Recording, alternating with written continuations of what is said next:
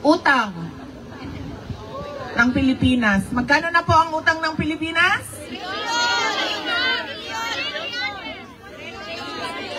16 trillion. Yes, 16 trillion ang utang ng Pilipinas. Pero, at yan ay mamanahin ng mga future generation of Filipino. O, yan ka ng future, ma'am. Dari lang sa takaron. O. Pero, bakit hindi natin nakikita? Mag-utang, ganito, example ha. Mag-utang ako. Kasi gagawa ako ng railway system from Tawi-Tawi to Apari. Diba? Mag-utang ako ng ganyan. Understandable. Kasi hindi mo naman yan kukunin sa sariling budget. Diba? It has to be a foreign-funded project. Pero bakit 16 trillion ang utang natin? And wala din tayong nakikita.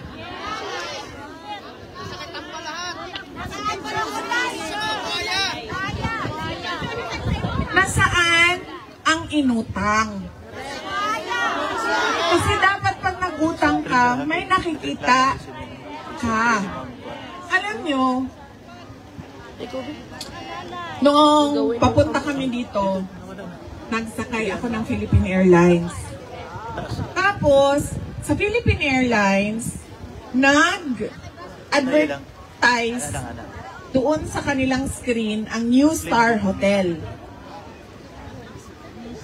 Tapos, doon sa ad nila, merong mga tourist spots ng Pilipinas. So, iba-ibang tourist spot. Pero sobrang nairita ako, hindi sa New Star Hotel, pero sa isang portion ng ad. Kasi, nakalagay doon, sa Tacloban daw,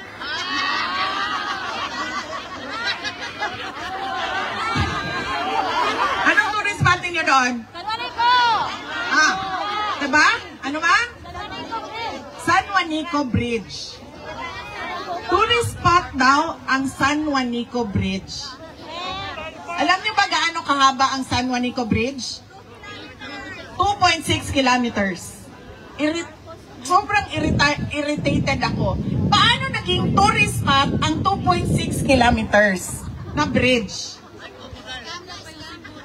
Ang bridge sa China, papunta sa Shenzhen, papunta sa Macau, papunta sa Hong Kong. Gaano kahaba? 264 kilometers. Yun ang tourist spot. Yun ang modernization. Yun ang infrastructure. Hindi ang 2.6 kilometers na San Juanico Bridge na ngayon, nagkakagulo pa paano ayusin.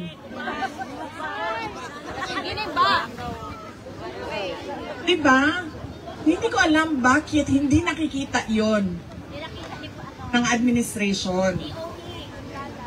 Hindi tourist spot ang 2.6 kilometers. Ang 264 kilometers, yan ang tourist spot.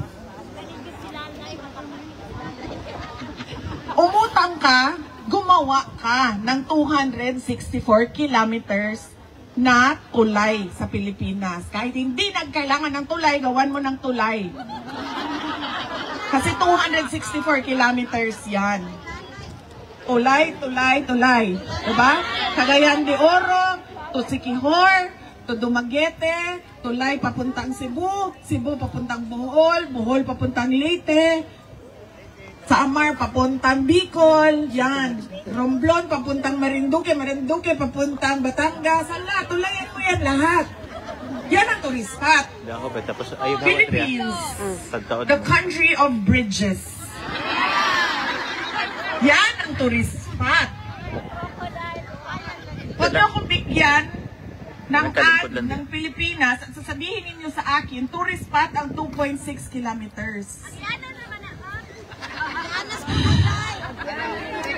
We're living in the 1970s.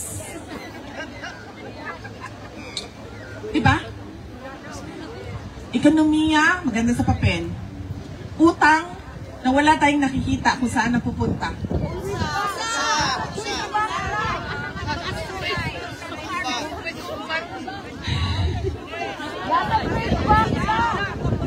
Isa pa yan, ma'am.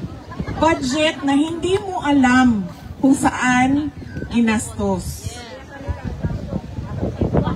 Napupunta sa ayuda na napupolitika. Diba? Bakit? Yung pagkahuman ako, nga nag-Nature Republic na tanglak ilahang sa ninyo. Waman lang gani sila kakita, waman lang gani sila nakareklamo, ngano ingana inyong ad. Pagbuhat mo og tourist spot na 2.6 kilometers. Huwag mo na ulaw sa China? Lingon po ng China, uy. Maulaw po mi sa Pilipinas, uy. Kay 2.6 ang ilahan tulay.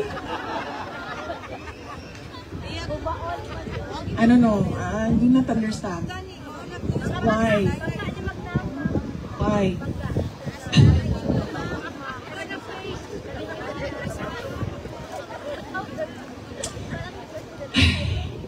Foreign policy. It is stated in our constitution that we should have an independent foreign policy. That do not lean to a foreign power, that do not favor US or do not favor China. Yan na lang ang example natin kasi yan naman ang reality natin. Yung gitgitan ng US at China. We already won in the arbitral award. We already have an award from that case that we filed with using the UN Convention on the Law of the Seas. Nanalo na tayo dyan. Alam na ng buong mundo na sinabi sa arbitral award sa Pilipinas yan. And therefore, the only thing that you need to do is force the recognition and the implementation of the award through diplomatic channels. Hindi yung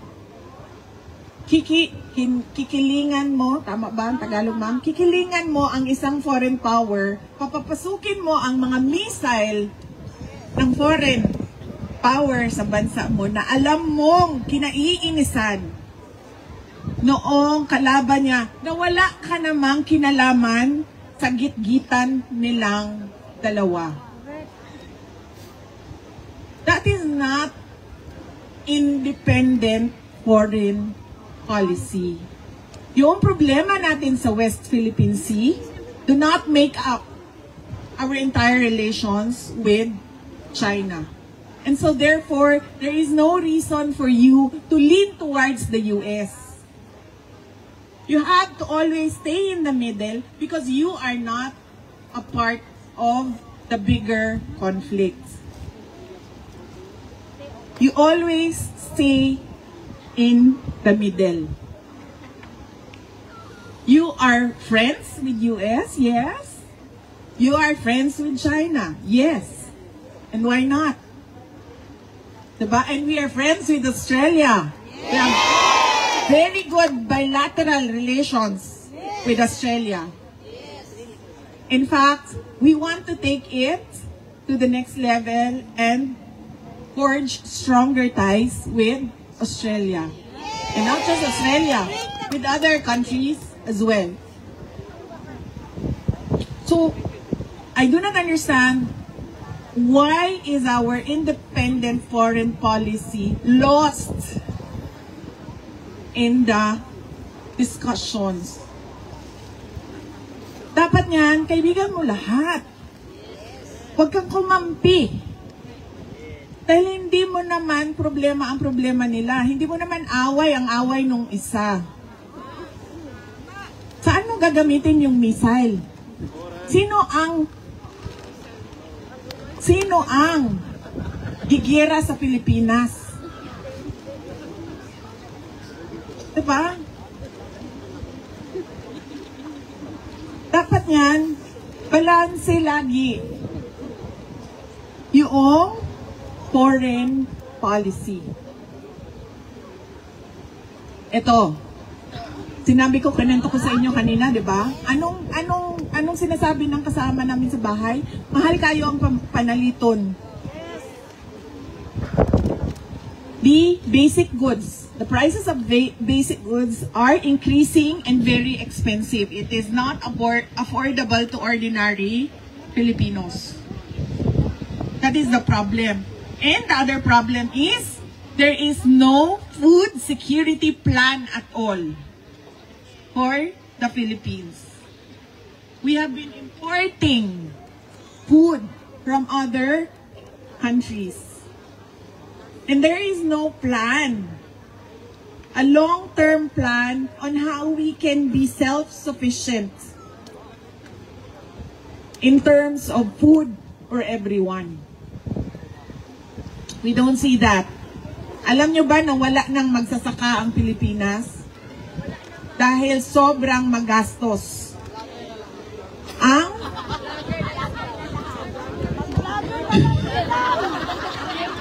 Grabe ka, ma'am. Mga vlogger na lang daw ang nasa Pilipinas. Ano daw magsasaka? Uy, ma'am. Sandali meron ako nakita na content. Magsasaka siya pero pinapakita niya kung ano yung buhay magsasaka. Ay, nakita nyo? Sobrang kawawa. Nakalimutan ko lang ang kanyang nakalimutan ko yung niya. Nagluluto siya para sa mga anak niya bago siya musaka sa uma. Ganyan. We don't take care of our farmers. We don't have a food security plan. And it's already the midterm of this administration. With no plans of doing plans, of creating plans, nothing. So, pag gira na, man tayo labot no, sa gira sa China o sa Amerika, pag nag-apil-apil man ta, bida-bida. Apil-apil man ta, pag gira na, ang pinakaunang mawalaan na, pagkaon man. Diba? Unsaon na lang, nga.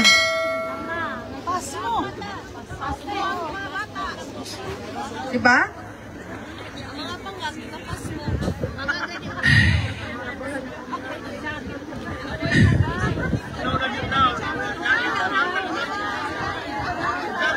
Ay, okay na ko, ma'am. Ibalo ka, ma'am. Ingani po lang akong vitamins. Akong regimen sa vitamins, ma'am. So, I'm okay. Sa ganitong ato ganing gipalit nato sa Hague. Uy, ako ra bay ni palit ato. Basta for memory and concentration, curcumin and unsa gani ng ginger, ma'am, kanang isa. Turmeric. Yes, that one.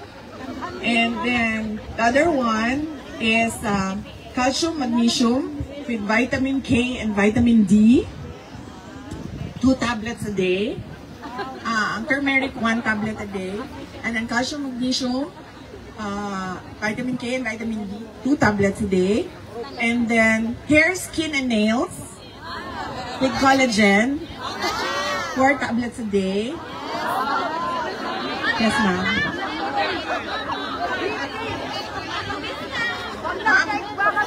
Wala ko fish oil, ma'am. Should I? Take fish oil? Wala ko fish oil. EPA and DHA, no? Wala ko ano. Mahal mo gudang umakor, ma'am. Uy?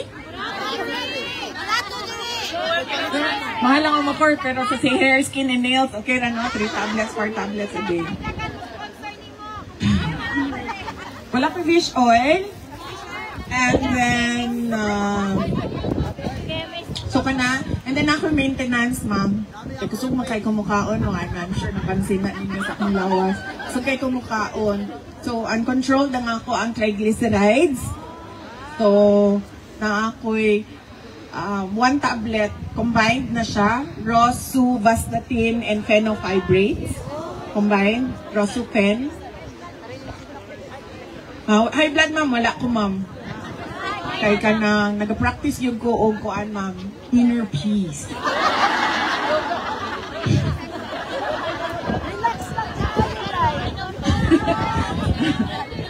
Hindi na tinuod, eh. Gusto ko kanaan daw. Imagine ka, maglingkod ka lang sa flight, o niya pagkahuman ang imuhang kaatubang taklaban, saan mo ni ka-break? Sa inner peace ni mo, ano, oy? Punta sa flight, no, kay kanang na kay inner peace, kay kanang, wak kay buhaton. Matulog raman ka, niya, pag-ana ni mo, ulo, to respect to princess ka mo. Ana ko ng China, I'm sorry, Philippines. Hey, asa pa to, ma'am? Wala ko'y B-complex, ma'am, kay makatambok daw. Ana ang wala ko, B-complex and fish oil. Wala ko. Heart. Okay naman akong heart, ma'am. I-check sa na ako, ma'am. Ay, wala na day ko'y heart, ma'am. Sobra nilang daog-daog sa kuwang, ma'am.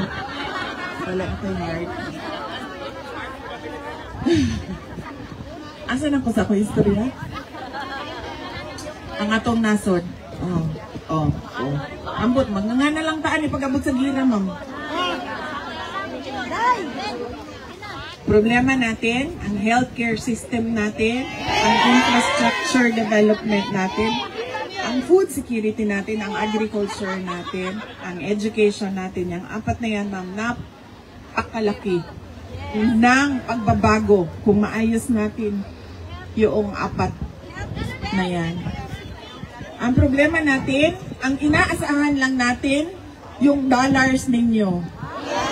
Totoo yan, ma'am. We are really very dependent on the remittances of Filipinos abroad. Yan ang nagpa-prop up ng economy ng Pilipinas. Kaya, nagpapasalamat kami sa tulong ninyo, sa mga kamag-anak ninyo, sa pamilya ninyo, at sa investments ninyo sa Pilipinas. Malaki ang pasalamat namin, pero mali din na umaasa lang sa padala na ng Filipino community na dollars doon sa ating bansa. And we are not climate resilient at all. Wala tayong preparations for climate change na sigurado ako makaka-apekto talaga ng malaki sa atin doon sa Pilipinas. And we are not prepared for global shocks. Pansin nyo, walang ginawa ang Pilipinas sa tariff restrictions. May narinig ba kayo na ginawa natin? Wala. May narinig ba kayo na preparation natin sa effect ng Iran and Israel conflict? Hindi daw siya makialam. Ayaw niya makialam. Bahala na daw ang OFW. Napakalaki ang kailangan natin gawin. Ayun ninyo gitudlo si Inday Sara, ha? Kisa ganito ganina si gitudlo, ha? Imuha ng mamana. Uy, ma'am, excuse me, mamana nato ni tanan. Ako lang ba ang Pilipino, ma'am? Excuse me, mama. Dili ito mag-dual citizen na mo, di na mo Pilipino. The problems of the Philippines are still your problems. And we need to come together to see a better Philippines. So, nanata sa future. Okay. Kunya na ma'am. Kunya na ng 2028. Ano pa? Kunya na ng picture. Matindog ko din hanto doon yung gabi. Mag-picture lang mo tanan. Ano sa mo ba? Kaya nagtrabaho pa ko ba?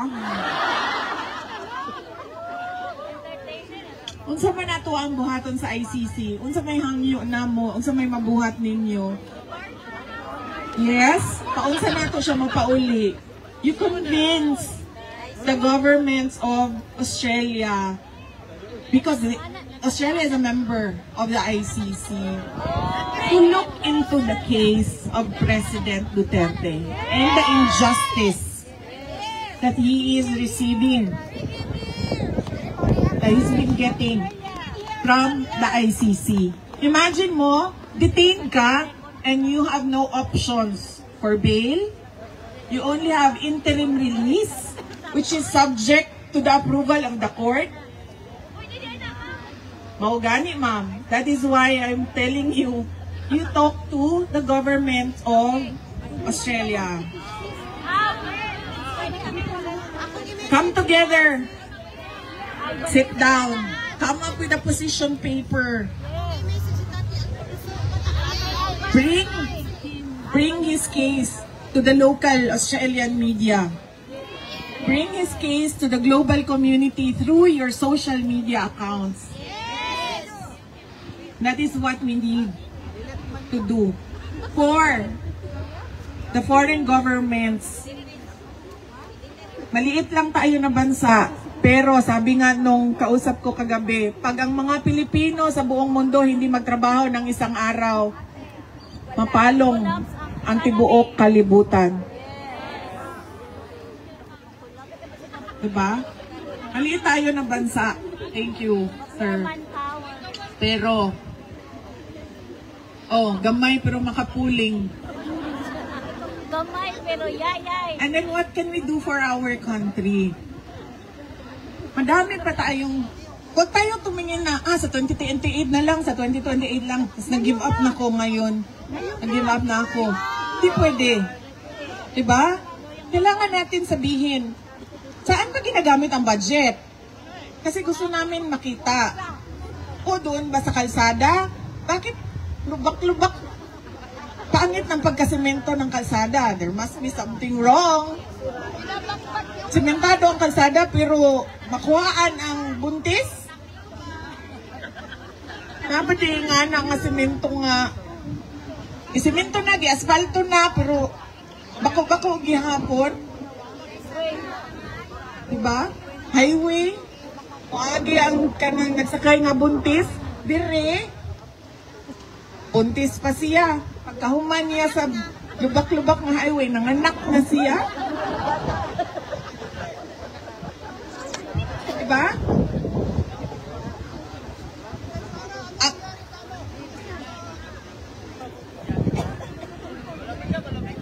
Wala pa, sir. Padayon gihapon ang discussions sa kaso questioning the blanks in the budget, pero sige gihapon gamit sa kwarta. Wala mo tayo problema sa paggamit sa budget. Basta makita lang nato sa gigamit ng budget. Pili nang nahurot na lang sa ayuda o na magic na kung asa. Yes! Nagbenta ng gold. Lahat ng bansa nag-imbak ng gold. Tago ng gold. Awas-awas na ang ilahang gold reserves. Ang Pilipinas, nagbaligya og gold. At tingala po nakita ang nagtanong sa tuwa ba ang Australia, kung saan man sila? Namaligya man. Namaligya ang pulbor. Diba? We are not prepared for climate change. We are not prepared for war. We are not prepared for global shocks. Because there is no plan at all. There is no vision at all. I've been a member of the cabinet. And there was no direction at all. So we need to come together and push for the administration to give what is rightfully for the country. Ano yun? Food security, infrastructure development, healthcare.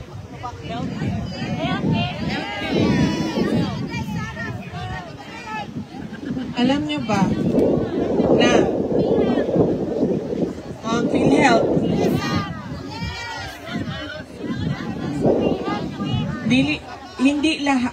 hindi lahat under sa PhilHealth. Hindi lahat covered sa PhilHealth.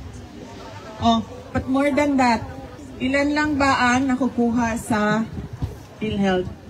Ako, naoperahan ako, kay gikulam ko. Oh. Parang? Oh, nakoperahan ko din naman, kay gikulam ko.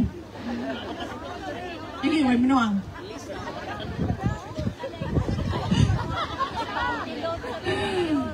Diba lang ba? Oh, kalimot lang ko sa kang numbers ba? But I think, kuan to siya,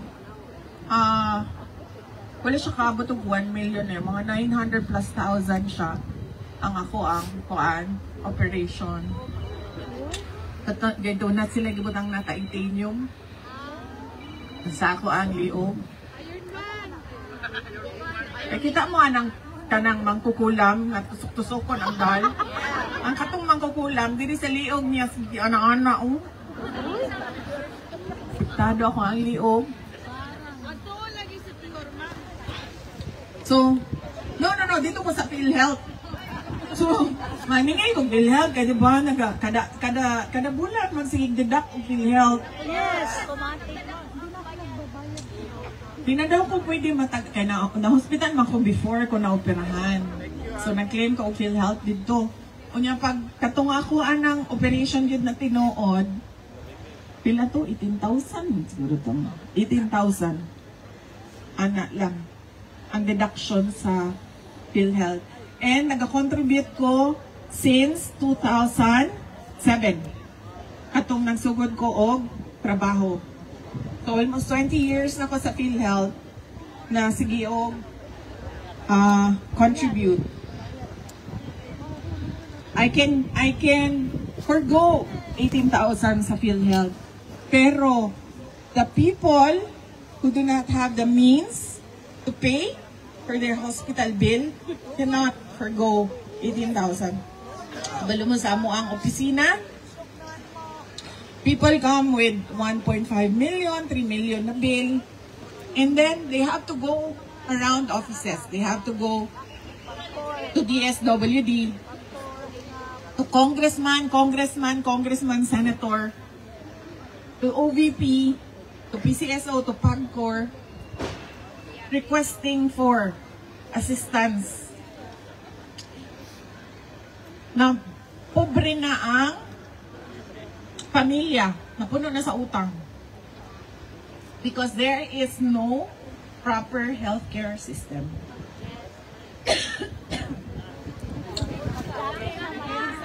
Yan. So ano ba ang dili ma'am, tungod ni siya sa ako ang kanang GERD na acid gani. Karat siya sa ako ang tutunlan. Ibalo ba mo? Pag matulog ko, adlaon, ingon ko sa kong mama, ginakulam na pod ko ni Lisa mo.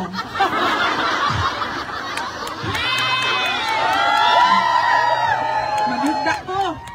Nakalit lang kay kana ganing acid. Mabanit tanan, niya. Sa dinli mo ko siya sa imong chest, dire. Oh, heartburn ba tawag na ingon nila GERD daw, acid reflux. Tapos sa anak ko sa ako ang kauban. Kabalo mo, ang problema gid nako no kaya nga ako ang acid reflux. So sa hinungdan ani no, ana itong ako ang kauban kusog maguga mo kaon. Pag kusog ka mo kaon, mag-overwork ang emohang tiyan to digest. So mudaghan ang acid. So dapat daw dili ka mo kaon og daghan bago ka matulog. Manayahan ingon. Pero ang nadunggan lang nako, ma'am, kusog daw kumukaon. Yes, we have to come together to serve our country, to work for our country, to make plans for our country, and to make sure that we have a country to give, to live with our children. And we all know what we want to see in our country. And we must make sure that the government does the work and performs accordingly for a better, brighter, and more prosperous Philippines. Patuloy nating mahalin ang Pilipinas. Mga kababayan, ang lahat ng ginagawa natin ay para sa Diyos, sa bayan, at sa bawat pamilyang Pilipino. Shukran.